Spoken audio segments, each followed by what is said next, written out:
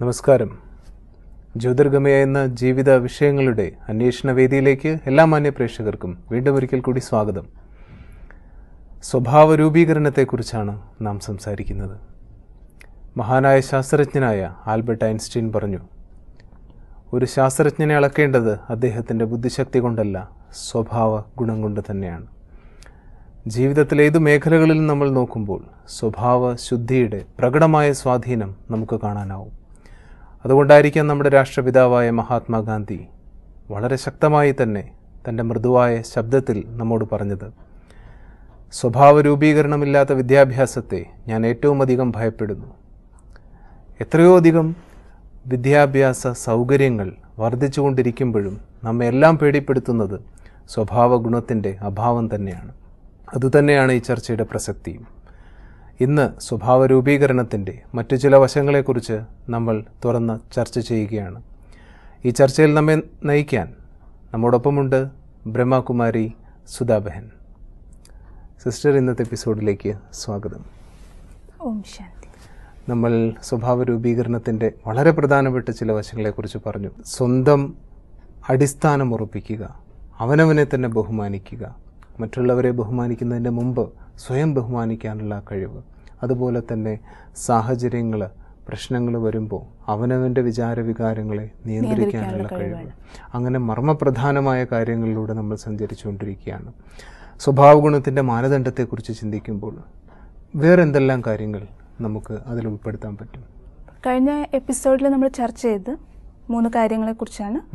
ഒന്ന് self respect, രണ്ടാമത്തേത് emotional maturity എന്ന് പറയും, അതായത് നമ്മുടെ വൈകാരിക ഭാവനകളെ നമുക്ക് നിയന്ത്രിക്കുവാൻ സാധിക്കണം. മൂന്നാമത്തേത് നമ്മൾ പറഞ്ഞത് ചിന്തിക്കുന്നതും പറയുന്നതും ചെയ്യുന്നതുമായിട്ടുള്ള കാര്യങ്ങളും അത് ഒരുപോലെ ആയിരിക്കണം. നമുക്ക് നമ്മളോട് തന്നെ ഒരു സത്യസന്ധത പുലർത്താനായിട്ട് സാധിക്കണം. മറ്റുള്ളവർ പറയുന്നത് കേട്ടിട്ടോ ചെയ്യുന്നത് കണ്ടിട്ടോ എൻ്റെ ഉള്ളിൽ എന്നെ പ്രതിയുള്ള ഭാവന ഒരിക്കലും മാറാൻ പാടില്ല, എൻ്റെ ആക്ഷൻ ഒരിക്കലും മാറാൻ പാടില്ല. കർമ്മത്തിൽ എപ്പോഴും ആ ഒരു ചിന്തിക്കുന്നതിൻ്റെതായിട്ടുള്ള ആ വാല്യൂസ് തീർച്ചയായിട്ടും അടങ്ങിയിരിക്കണം. മറ്റുള്ളവരുടെ ഒപ്പീനിയൻ എന്താണെന്ന് ചോദിക്കും അല്ലേ?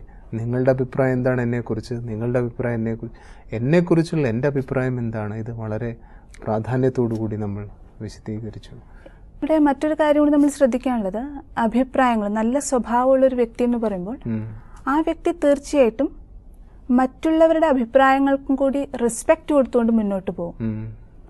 എൻ്റേത് മാത്രം എപ്പോഴും ചെയ്യണം എന്നുള്ളതല്ല, പക്ഷെ മറ്റുള്ളവരുടെ അഭിപ്രായങ്ങൾക്കും തുല്യമായിട്ടുള്ള അംഗീകാരം, സ്ഥാനം കൊടുത്തുകൊണ്ട് അവർ മുന്നോട്ട് പോകും. അതൊരു സ്വഭാവ ഗുണമുള്ള വ്യക്തിയുടെ എല്ലാവരെയും ഒരുമിപ്പിച്ച് കൊണ്ടുപോകാനുള്ള കഴിവ്, മറ്റുള്ളവർക്ക് ഒരു പരിഗണന തീർച്ചയായിട്ടും വേണം. കാരണം ഇന്ന് അതാണല്ലോ വേണ്ടത്. ചെറിയ കുട്ടികളാണെങ്കിലും ശരി, മുതിർന്നവരാണെങ്കിലും ശരി, എല്ലാവരും ആഗ്രഹിക്കുന്ന ഒരു പരിഗണനയാണ്. ഇപ്പൊ സ്വഭാവം എന്ന് പറയുമ്പോൾ അത് അവരുടെ ആ ഇടപഴകൽ കൂടിയും കാണപ്പെടും, റിലേഷൻഷിപ്പിലൂടെയും കാണപ്പെടും. ഇവർ കൊച്ചുകുട്ടിയാണ് അല്ലെങ്കിൽ ഇവർ മുതിർന്നവരാണ്, ഇവരെ ഞാൻ റെസ്പെക്ട് ചെയ്യണം, ഇവരെ റെസ്പെക്ട് ചെയ്യേണ്ട, ഒരിക്കലും അവരങ്ങനെ പറയില്ല. അവർ മുതിർന്നവർക്കും തന്നേക്കാൾ പ്രായം കുറഞ്ഞവർക്കും എല്ലാവർക്കും റെസ്പെക്ട് കൊടുക്കും. റെസ്പെക്ട്, അതാണ് പരിഗണന എന്ന് പറയുന്നത്. അത് തീർച്ചയായിട്ടും അവർ കൊടുത്തിരിക്കും. നമ്മൾ വളരെയധികം ഈ കാര്യത്തിൽ ഇപ്പോൾ സിസ്റ്റർ പറഞ്ഞപ്പോൾ നമ്മൾ പൊതുവെ ചെറിയ കുട്ടികളെ സ്നേഹിക്കുക, മുതിർന്നവരെ ബഹുമാനിക്കുക, ഇങ്ങനെയുള്ള ചില സ്റ്റാൻഡേർഡുകൾ ഉണ്ടാക്കി വെച്ചിട്ടുണ്ട്. പക്ഷെ അതൊക്കെ പലപ്പോഴും ഒരു റീതിങ്കിങ് ചെയ്യേണ്ട സമയം ആയി എന്ന് തോന്നുന്നല്ലേ? കുട്ടികൾ പോലും ബഹുമാനം ആഗ്രഹിക്കുന്നു എന്ന് പറയുമ്പോൾ അത് കൊടുക്കുന്നവർക്കാണ് അവർ കൂടുതൽ അവരുടെ ഹൃദയം കീഴടക്കാൻ കഴിയുന്നത്. തീർച്ചയായിട്ടും. കാരണം ബഹുമാനം അത് വാക്കുകളിൽ കൂടി മാത്രമുള്ളതല്ലല്ലോ. ഇപ്പൊ എല്ലാവരും അങ്ങനെയാണ് ചിന്തിക്കുന്നത്, മറ്റുള്ളവർക്ക് ബഹുമാനം കൊടുക്കുക എന്ന് പറഞ്ഞാൽ മുതിർന്നവരെ, തന്നെക്കാൾ മുതിർന്നവരെ അവിടെ റെസ്പെക്ട് ചെയ്യണം, അപ്പൊ അവരുടെ അടുത്ത് അതേപോലെ പെരുമാറും. കൊച്ചുകുട്ടികളോട് തനിക്ക് അധികാരമുണ്ട്, അല്ലെങ്കിൽ തന്നെക്കാൾ പ്രായം കുറഞ്ഞവരാണ്, എനിക്ക് എന്തും ചെയ്യാം. ഇപ്പൊ ഒരു അമ്മയും അച്ഛനും ആണെങ്കിൽ തന്നെ ആ കുട്ടിക്ക് പരിഗണന കൊടുക്കുക എന്ന് പറഞ്ഞു കഴിഞ്ഞാൽ അതിന്റെ അർത്ഥം എന്താണ്? തീർച്ചയായിട്ടും അവർക്ക് റെസ്പെക്ട് കൊടുക്കുക എന്നുള്ളതാണ്, അവരുടെ അഭിപ്രായങ്ങളെ സ്വീകരിക്കുക എന്നുള്ളതാണ്. അവർക്കും ആ ഒരു ഇൻഡിവിജ്വൽ എന്ന നിലയിൽ തീർച്ചയായിട്ടും നല്ല നല്ല അഭിപ്രായങ്ങൾ ഉണ്ടായിരിക്കും. അപ്പൊ അത് നമ്മൾ റെസ്പെക്ട് ചെയ്യുകയാണെങ്കിൽ മാത്രമേ നമുക്ക് അവിടെ ഒരു നല്ലൊരു, നമ്മുടെ സ്വഭാവത്തിൽ കൂടി അവരിലൊരു ഇൻഫ്ലുവൻസ് ഉണ്ടാക്കാനായിട്ട് പറ്റുള്ളൂ. മാത്രമല്ല അവർക്ക് ഭാവിയിൽ തീരുമാനങ്ങൾ എടുക്കേണ്ടി വരുമ്പോൾ ഇത് വളരെയധികം സഹായിക്കും. തീർച്ചയായിട്ടും സഹായിക്കുന്നതാണ്. പിന്നെ സിസ്റ്റർ, ഇപ്പോൾ സ്വഭാവ രൂപീകരണത്തിൽ നമ്മൾ പറഞ്ഞു, ഇപ്പോൾ മറ്റുള്ളവരെ കൂടി പരിഗണനയിലേക്ക്. ഇപ്പം മറ്റുള്ളവരുടെ കാര്യം പറയുമ്പോൾ തന്നെ പെട്ടെന്ന് മനസ്സിൽ വരുന്നത്, ലോകത്തിൽ നല്ല ഉദ്ദേശമുള്ളവർ ധാരാളം പേരുണ്ട്, എന്നാൽ വളരെ നിഷേധ ചിന്താഗതി അതെങ്ങനെ വന്നു എന്നുള്ളത് വേറെ വിഷയമാണ്. പക്ഷെ അങ്ങനെ പ്രവർത്തിക്കുന്നവരും നമ്മളന്ന് കൂടുതലായി കണ്ടുവരുന്നുണ്ട്. നല്ല സ്വഭാവ ഗുണത്തോടുകൂടി മുന്നോട്ട് പോകാൻ ആഗ്രഹിക്കുന്ന ഒരു വ്യക്തിക്ക് ഇങ്ങനെയുള്ള പ്രതിബന്ധങ്ങളെ നേരിടേണ്ടി വരുന്നു. പ്രത്യേകിച്ച് വ്യക്തികളുടെ പ്രഭാവത്തിൽ പെടുക, നമ്മളെ നിന്ദിക്കാനും അല്ലെങ്കിൽ താഴ്ത്തി കാണിക്കാനും ശ്രമിക്കുന്നവരുടെ. അപ്പോൾ അതിനെക്കുറിച്ച് നമ്മൾ എങ്ങനെ അവിടെ നമ്മുടെ സെൽഫ് റെസ്പെക്റ്റ് കീപ്പ് ചെയ്യണം? അപ്പം അതിൽ പ്രഭാവം എന്ന് പറയുമ്പോൾ, സ്വാധീനം ചെലുത്തുക എന്ന് പറയുമ്പോൾ അതിൽ 3 കാര്യങ്ങളാണ് വരുന്നത്. ഒന്നുണ്ട് ഞാൻ പ്രഭാവിതനാകുക. ഉദാഹരണത്തിന് വീട്ടിൽ അച്ഛൻ്റെ അല്ലെങ്കിൽ ഗൃഹനാഥൻ്റെ തന്നെ മൂഡ് ഓഫ് ആവുകയാണെങ്കിൽ, അല്ലെങ്കിൽ ഗൃഹനാഥൻ ദേഷ്യപ്പെടുകയാണെങ്കിൽ അത് മുഴുവൻ കുടുംബത്തെയും ബാധിക്കുകയാണ്. അപ്പം ഈ പ്രഭാവിതമാകുന്നതിൽ നിന്നും ഇവർക്ക് രക്ഷപ്പെടാനായിട്ട് സാധിക്കുന്നില്ല. കാരണം എന്താണ്? അതൊരു ക്യാരക്ടർ ഡിഫക്റ്റ് ആണ്. അവരുടെ സ്വഭാവം എന്നെ ബാധിക്കുന്നു. പക്ഷെ ഇവിടെ ഞാൻ ചെയ്യേണ്ടത് എന്താണ്? ഞാനതിൽ പ്രഭാവിതമാകാൻ പാടില്ല. എൻ്റെ മാനസിക ശക്തി അത്ര ഉയർന്നതായിരിക്കണം, എൻ്റെ ചിന്താഗതി ഒരു ഡിഫറെൻ്റ് ഇതിലേക്ക് പോകണം. എന്നാൽ മാത്രമേ അവിടെ നമ്മൾ ഇൻഫ്ലുവൻസ്ഡ് ആകാതിരിക്കുകയുള്ളൂ. മറ്റൊന്നുണ്ട് പ്രഭാവിതം ആകാതിരിക്കുക. ശരി, അവരെന്തൊക്കെ പറഞ്ഞാലും ശരി, ഞാൻ വൈകാരിക ഭാവങ്ങളിലേക്ക് വരുന്നില്ല. അവർ ദേഷ്യപ്പെടുന്നു, ഓക്കെ, ഞാൻ ദേഷ്യപ്പെടുന്നില്ല, ഞാൻ ശാന്തമായിട്ടിരിക്കുന്നു. ഇത് മറ്റൊന്ന്. പക്ഷെ മൂന്നാമത്തേതാണ് ഞാൻ എൻ്റെ സ്വഭാവം അവരിൽ പ്രഭാവിതം ആക്കുക, സ്വാധീനം ചെലുത്തുക. അവർ ദേഷ്യപ്പെടുന്നു, പക്ഷെ എൻ്റെ സ്വഭാവം അത്രയും ശാന്തമായിരിക്കണം, എൻ്റെ ശുദ്ധ വൈബ്രേഷൻ ആയിരിക്കണം മനസ്സിൽ നിന്നുണ്ടാകേണ്ടത്. ആ ശുഭ വൈബ്രേഷനിലൂടെ അവരുടെ ക്രോധവും ഇല്ലാതാകുന്നു, അവരുടെ നേച്ചറിലും പരിവർത്തനം വരുന്നു.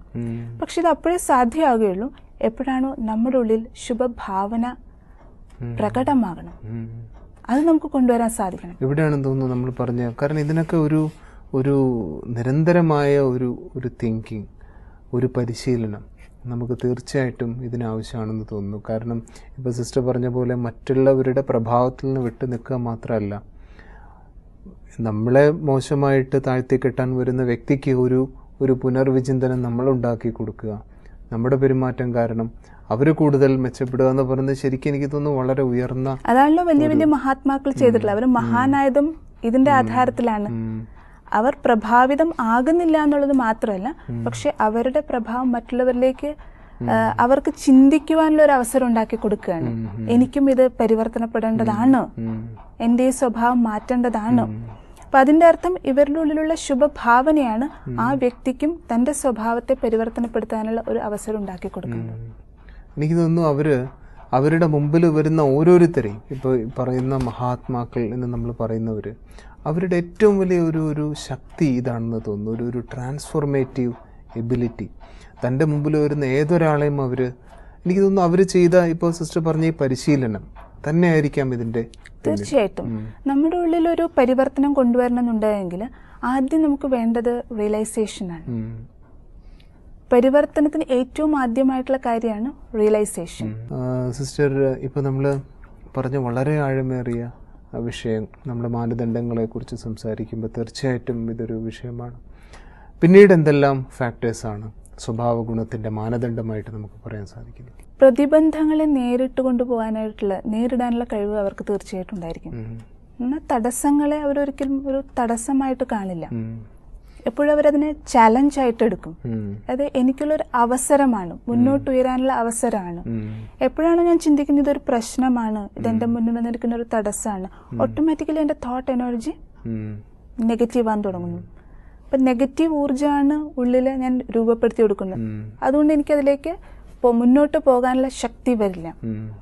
അപ്പം ഇവിടെ നമുക്ക് വേണ്ടത് എൻ്റെ ഉള്ളിലുള്ള ആ ശക്തി രൂപപ്പെടുത്തണമെന്നുണ്ടെങ്കിൽ തീർച്ചയായിട്ടും ഞാൻ അതിനൊരു പോസിറ്റീവ് ദിശയിൽ പോസിറ്റീവായിട്ട് അതിനെ കാണണം, എടുക്കണം. അപ്പം തടസ്സം എന്ന് പറയുമ്പോൾ അതൊരു നെഗറ്റീവ് സൈഡാണ്. പക്ഷെ അതൊരു അവസരമാണെന്ന് മനസ്സിലാക്കുമ്പോൾ തീർച്ചയായിട്ടും ഈ അവസരത്തിൽ എനിക്ക് മുന്നേറണം, ഇത് എനിക്ക് വീണ്ടും വീണ്ടും പോകാനുള്ള ഒരു ഓപ്പർച്യൂണിറ്റി കിട്ടിയിരിക്കുന്നതാണ്, ചാലഞ്ചാണ് എന്ന് പറയുമ്പോൾ ഓട്ടോമാറ്റിക്കലി നമ്മുടെ ഉള്ളിൽ എന്നെ പഠിപ്പിക്കുന്നതാണ്. അതിൽ നിന്ന് അവർ പാഠം പഠിക്കുകയും ചെയ്യും, മുന്നേറുകയും ചെയ്യും. പ്രശ്നങ്ങളെ നേരിടുക, കാരണം എല്ലാവർക്കും പ്രശ്നങ്ങളെ നേരിടേണ്ടി വരുന്നുണ്ട്. അത് വ്യക്തിപരമായ സാഹചര്യങ്ങളാവാം, പുറമേ ഉള്ളവർ സൃഷ്ടിക്കുന്നതാവാം, ചിലപ്പോൾ ജോലി സ്ഥലത്തുള്ളത്, സാമൂഹികമായിട്ടുള്ള, ഇനി കാലാവസ്ഥയിൽ വരുന്ന മാറ്റം പോലും എത്രയോ പ്രശ്നം നമുക്കുണ്ടാക്കുന്നു. അപ്പോൾ ഈ പ്രശ്നങ്ങളെയൊക്കെ ഞാൻ നോക്കി കാണുമ്പോൾ ഇതൊക്കെ എന്നെ പഠിപ്പിക്കാൻ വരുന്നതാണ്. പക്ഷേ അവിടെ നമുക്കിത് എത്രത്തോളം പ്രായോഗികമാക്കാൻ, ഇപ്പോൾ വലിയൊരു രോഗം വന്നു, വലിയൊരു പ്രശ്നമാണ്. അപ്പോൾ ഇവിടെ നമ്മൾ എങ്ങനെയുള്ള മനോഭാവത്തോടുകൂടി അതിനെ കാണണം? ഇവിടെ നമ്മൾ റെസ്പോണ്ട് ചെയ്യുന്ന രീതി, എൻ്റെ കയ്യിലുള്ളത് എന്താണെന്നുള്ളത് ചിന്തിക്കണം. അതായത് പുറമേ വന്നുകൊണ്ടിരിക്കുന്ന സാഹചര്യങ്ങളിൽ എനിക്ക് യാതൊരു തരത്തിലുള്ള നിയന്ത്രണവും ചെയ്യാൻ പറ്റില്ല. ചില കാര്യങ്ങളുണ്ട് ഞാൻ ഉണ്ടാക്കി വെക്കുന്നതും, അത് എനിക്ക് എന്നിൽ പരിവർത്തനം കൊണ്ടുവന്ന് ഓക്കെ ആ സിറ്റുവേഷനെ തരണം ചെയ്യാം.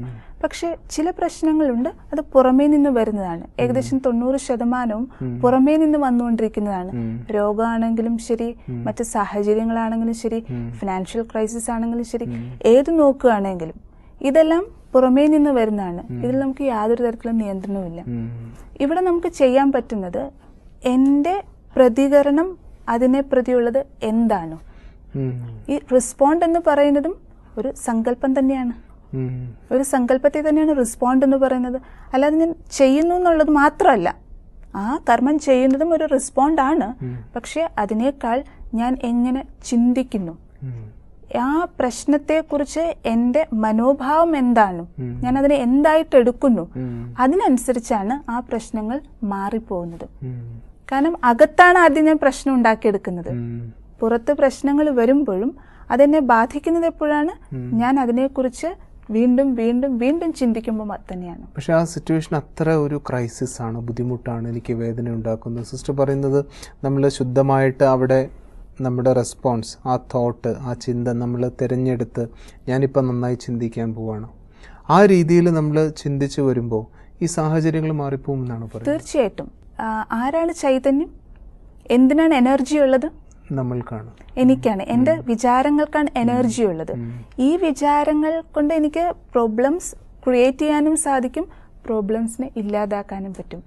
അപ്പൊ എൻ്റെ ചിന്തകളിൽ കൊണ്ടുവരേണ്ട മാറ്റം, അതാണ് ഏറ്റവും പ്രാധാന്യമുള്ളത്. എനിക്ക് തോന്നുന്നു അവിടെ കൺട്രോൾ നമ്മൾ തിരിച്ച് നമ്മുടെ അടുത്തേക്ക് ആദ്യം നമ്മൾ മനസ്സിലാക്കേണ്ടതാണ്, എൻ്റെ വിചാരങ്ങളുടെ രചയിതാവ് ഞാൻ തന്നെയാണ്. I am the creator of my own thoughts. പുറമേ നിന്ന് വരുന്നതല്ല. ഇതിലെനിക്ക് എന്ത് മാറ്റം വേണമെങ്കിലും കൊണ്ടുവരാനായിട്ട് സാധിക്കും. അവിടെയാണ് ആദ്യം നമ്മൾ പിടിക്കേണ്ടത്. എനിക്ക് തോന്നുന്നു നമ്മൾ അതിനെ ഒന്ന് ദിവസവും നമ്മൾ ചിന്തിക്കണം എന്ന് തോന്നുന്നു. എനിക്ക് ഏത് സാഹചര്യവും മാറ്റാൻ സാധിക്കും.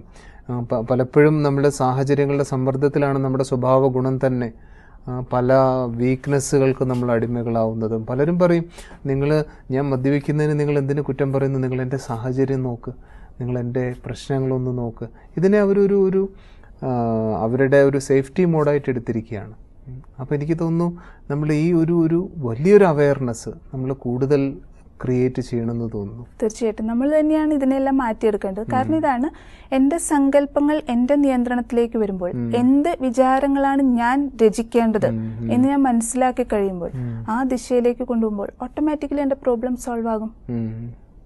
പിന്നെ എനിക്ക് തോന്നുന്നു സിസ്റ്റർ, ഈ പ്രോബ്ലം എന്ന് പറയുമ്പോൾ ഇപ്പോൾ മറ്റു വ്യക്തികൾ ഉണ്ടാക്കുന്ന പല പ്രശ്നങ്ങളിൽ എനിക്ക് പെട്ടെന്ന് തോന്നിയത്, നമ്മൾ ഈ ഒരുപാട് പുറമേ നിന്നുള്ള അസത്യമായ ഇപ്പോൾ അപവാദങ്ങൾ കേൾക്കുന്നു, നമ്മൾ മറ്റുള്ളവരെ നിന്ദിക്കുന്നത് കേൾക്കുന്നു, ഇന്ന ആൾ ഇങ്ങനെയാണ്, ഇൻഫർമേഷൻസ് വന്നുകൊണ്ടേയിരിക്കുകയാണ്. അപ്പോൾ ഇതും നമ്മുടെ ഒരു സ്വഭാവ ശുദ്ധിയുള്ള ഒരു വ്യക്തി, അല്ലെങ്കിൽ സ്വഭാവശുദ്ധി ഉണ്ടാക്കാൻ ആഗ്രഹിക്കുന്ന ഒരു വ്യക്തി, കാരണം ഇത് വളരെ വലിയൊരു പ്രശ്നമായിട്ട് സമൂഹത്തിൽ വന്നുകൊണ്ടിരിക്കുകയാണ്. കുടുംബത്തിനകത്ത് എത്ര വലിയ പ്രശ്നങ്ങൾ ഉണ്ടാക്കുന്നു, പല കുടുംബ കലഹങ്ങളും ഉണ്ടാക്കുന്നത് നമ്മൾ കേട്ടിട്ടുണ്ട്. രാമായണം തന്നെ ഉണ്ടായത് ഇങ്ങനെയുള്ള ഒരു നിന്ദയിൽ നിന്നും അപവാദത്തിൽ നിന്നുമാണ്. എത്ര വലിയ വലിയ പ്രശ്നങ്ങൾ ഉണ്ടാവുന്നു. അപ്പോൾ ഇവിടെ നമ്മൾ ഇതിനോട് എങ്ങനെ പ്രതികരിക്കണം?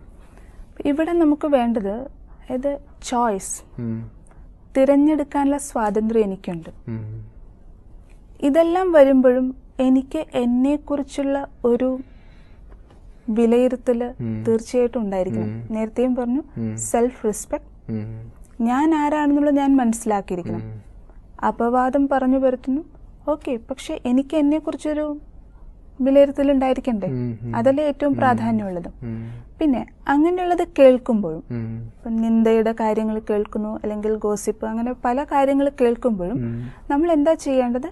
ഒരു ഫിൽട്രേഷൻ പ്രോസസ്, നമ്മുടെ സങ്കല്പങ്ങൾ, അതായത് മനസ്സിന്റെ ഉള്ളിലേക്ക് എന്തെല്ലാമാണ് കൊടുക്കേണ്ടത്, ഞാൻ ഫീഡ് ചെയ്യേണ്ടത്, അതാദ്യം മനസ്സിലാക്കണം. സിസ്റ്റർ ഇപ്പോൾ പറഞ്ഞപ്പോൾ ഫിൽട്ടർ ചെയ്യണം. അപ്പോൾ മറ്റുള്ളവരെ കുറിച്ച് എത്രയോ മോശമായ കാര്യങ്ങൾ നമ്മൾ കേൾക്കുന്നു. അതിൽ പലതും സത്യമായിരിക്കാം, സത്യമല്ലാതിരിക്കാം. പക്ഷേ ഇതൊക്കെ നമ്മുടെ മനസ്സിനെ ഇൻഫ്ലുവൻസ് ചെയ്തുകൊണ്ടിരിക്കുന്നുണ്ട്. അപ്പോൾ ഈ പറഞ്ഞ ഫിൽട്ടറിങ് എന്ന് പറഞ്ഞ് നമ്മൾ എങ്ങനെയാണ് അതിനെ ചെയ്യേണ്ടത്? ഇതിന് ഈ ഫിൽട്ടറിങ്ങിന് എന്താണ് മാനദണ്ഡം? ഇപ്പോൾ ഇവിടെ നമ്മൾ എപ്പോഴും ചെക്കിംഗ് നടത്തിക്കൊണ്ടേയിരിക്കണം. ഞാൻ കാണുന്നതും ഞാൻ കേൾക്കുന്നതും ഇതിലെല്ലാം തന്നെ ചെക്കിംഗ് നടത്തിക്കൊണ്ടേയിരിക്കണം. വളരെ നല്ലൊരു ഉദാഹരണം എനിക്ക് ഓർമ്മ വരികയാണ്. സോക്രട്ടീസിന്റെ, തത്വചിന്തകനായിട്ടുള്ള സോക്രട്ടീസിന്റെ, അദ്ദേഹത്തിന്റെ ഒരു സുഹൃത്ത് ഒരിക്കലും അദ്ദേഹത്തിന്റെ അടുത്ത് ചെന്നിട്ട് പറഞ്ഞു, എനിക്ക് അങ്ങയുടെ ശിഷ്യനെ കുറിച്ചൊരു കാര്യം പറയാനുണ്ട്. അപ്പൊ സോക്രട്ടീസ് പറഞ്ഞു, നിൽക്കട്ടെ, അതിനു മുൻപ് എനിക്ക് ചില കാര്യങ്ങൾ ചോദിക്കാനുണ്ട്. ഒരു 3 ഫിൽട്ടർ ടെസ്റ്റ് നടത്താനുണ്ട്. അപ്പൊ ഈ സുഹൃത്തിനോട് ചോദിച്ചു, നിങ്ങൾ എന്താണോ എന്റെ ശിഷ്യനെ കുറിച്ച് പറയാൻ പോകുന്നത് അത് സത്യമാണോ അല്ലയോ? അപ്പൊ ഇദ്ദേഹം പറഞ്ഞു, അതെനിക്കറിയില്ല, കാരണം ഞാൻ പറഞ്ഞു കേട്ടിട്ടുള്ളതാണ്. രണ്ടാമത്തെ ചോദ്യം സോക്രട്ടീസ് ചോദിച്ചു, ഈ പറയാൻ പോകുന്ന കാര്യം നല്ലതാണോ അതോ മോശമായിട്ടുള്ളതാണോ? അദ്ദേഹം പറഞ്ഞു, മോശമായിട്ടുള്ളതാണ്.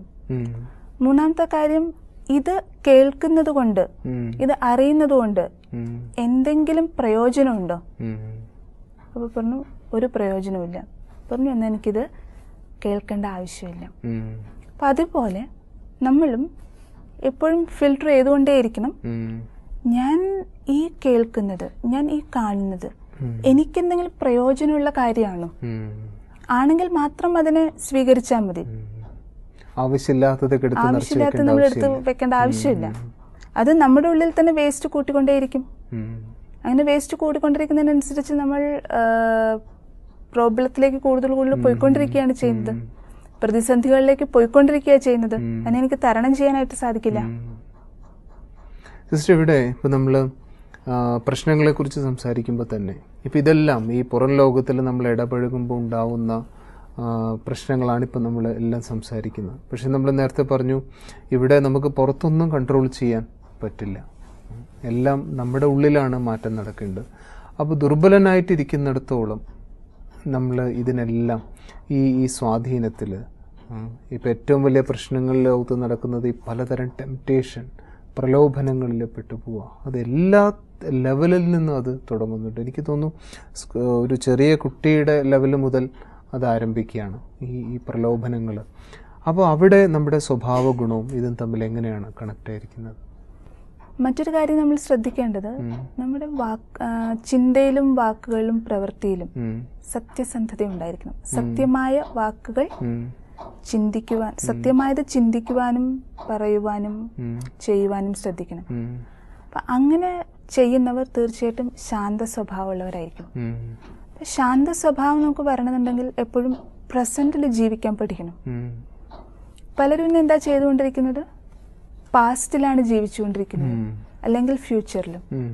പക്ഷെ പറയാറുണ്ട്, ഭാവിയെക്കുറിച്ചുള്ള ഉത്കണ്ഠയാണ്. കഴിഞ്ഞുപോയ കാര്യങ്ങളെ കുറിച്ച് വീണ്ടും വീണ്ടും വിഷമിച്ചുകൊണ്ടിരിക്കുകയാണ് ചെയ്യുന്നത്. അതുകൊണ്ട് പറയാറുണ്ട്, past is history, future is mystery, and present it's the present gift. നമുക്ക് കിട്ടിയിട്ടുള്ള വരദാനമാണ്, നമുക്ക് കിട്ടിയിട്ടുള്ള സമ്മാനമാണ്. അപ്പൊ ആ പ്രസന്റിൽ ജീവിക്കാൻ പഠിക്കുകയാണ് എങ്കിൽ ഈ പ്രസന്റ് ആണ് കുറച്ച് കഴിയുമ്പോൾ പാസ്റ്റ് ആയിട്ട് മാറുന്നത്. അപ്പൊ ഞാൻ ഇവിടെ എൻ്റെ ചിന്തകളും വാക്കുകളും അതുപോലെ തന്നെ പ്രവൃത്തിയും നല്ലത് ചെയ്യുകയാണ് എങ്കിൽ കുറച്ച് സമയം കഴിയുമ്പോൾ തന്നെ അത് പാസ്റ്റ് ആയിട്ട് മാറും. അപ്പൊ അതിനെക്കുറിച്ച് ഓർമ്മിക്കുമ്പോൾ, അഥവാ പാസ്റ്റിനെ കുറിച്ച് ഓർമ്മിക്കുകയാണെങ്കിലും അവിടെ പാസ്റ്റ് വളരെ നല്ലതാണ്. ഇനി ഞാൻ എന്ത് കർമ്മമാണോ ഇപ്പോൾ ചെയ്യുന്നത്, ഇതിന്റെ റിസൾട്ടാണ് ഫ്യൂച്ചറിൽ എനിക്കുണ്ടാകുന്നത്, ഭാവിയിൽ എനിക്കുണ്ടാകുന്നത്. അപ്പം എൻ്റെ ഭാവി ശ്രേഷ്ഠമാകുകയും ചെയ്യും. അപ്പം എല്ലാത്തിൻ്റെ ആധാരം ഇതാണ്, പ്രസൻറ്റിൽ ജീവിക്കുക എന്നുള്ളതാണ്. പക്ഷെ അതിനെനിക്ക് തോന്നുന്നു സിസ്റ്റർ ഇപ്പോൾ പറഞ്ഞ പോലെ പലപ്പോഴും പ്രസൻറ്റിൽ ജീവിക്കാൻ പറ്റാത്തത് ഞാൻ തന്നെ പറഞ്ഞ അസത്യങ്ങൾ, ഞാൻ തന്നെ ചെയ്ത മോശമായ കർമ്മങ്ങൾ, അതിലേക്കാണ് എനിക്ക് പലപ്പോഴും തിരിഞ്ഞു നോക്കേണ്ടി വരുന്നത്.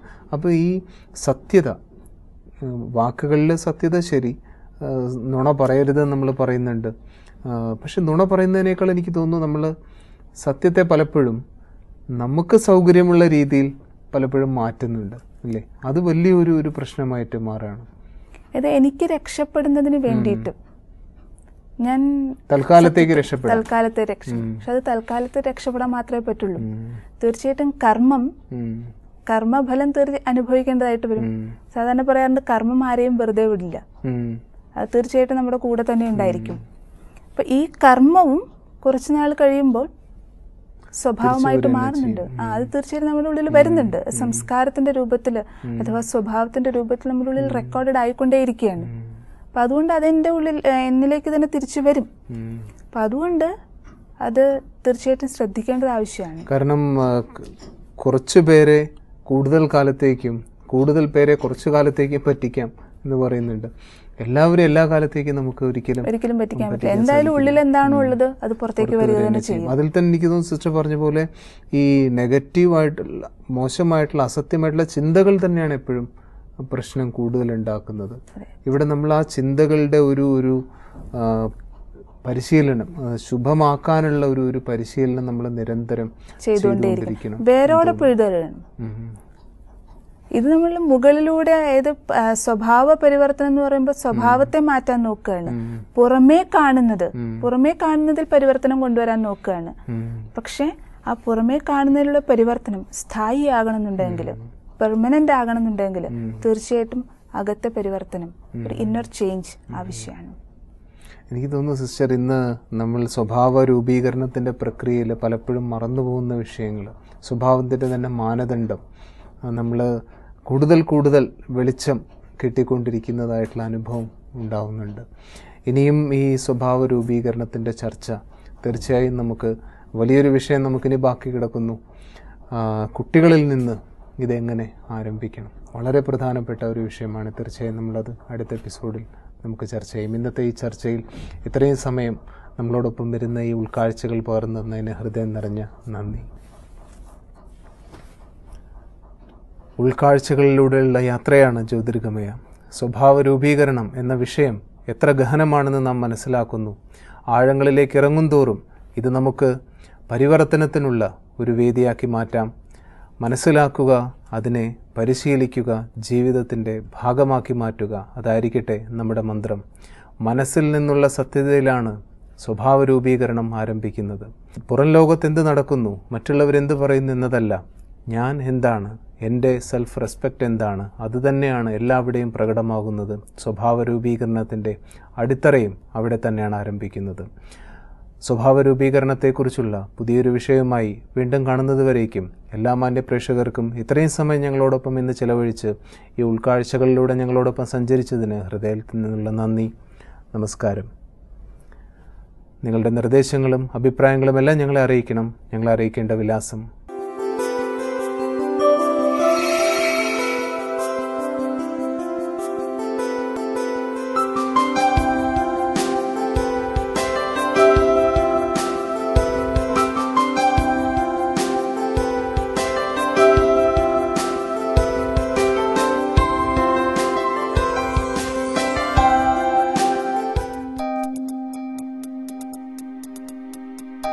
you.